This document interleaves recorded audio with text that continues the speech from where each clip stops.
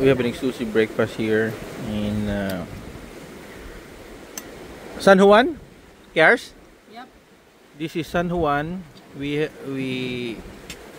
entered this newly, wala pa sila, hindi pa sila open eh. The place is Anapog. Formerly may ano ta? Sawang Point? Sawang Point. This is the location. This is the Sawang Point.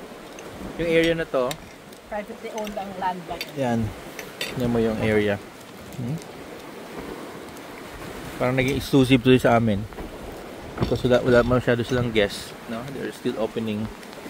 And we ordered mga silog-silog lang. Hey Wave!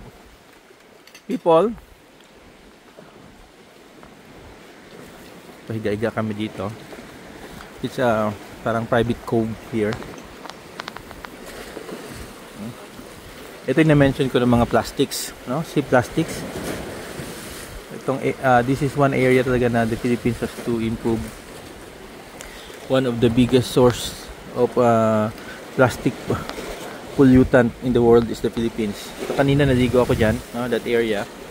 And I talked to the fisherman, subsistence fisherman, no? Kasi yung breakfast niya, nang isda muna siya dito, nakuha siya ng dalawang isda.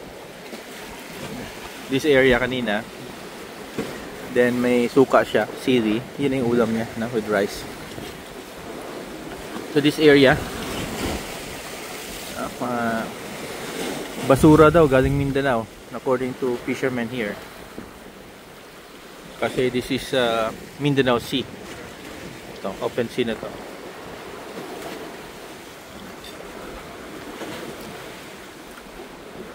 Medyo naging exclusive sa amin to.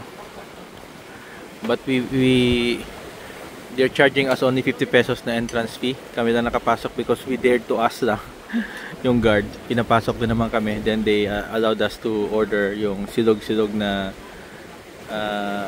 breakfast. Para sulit naman sa kanila. So we're the only guest here. Okay.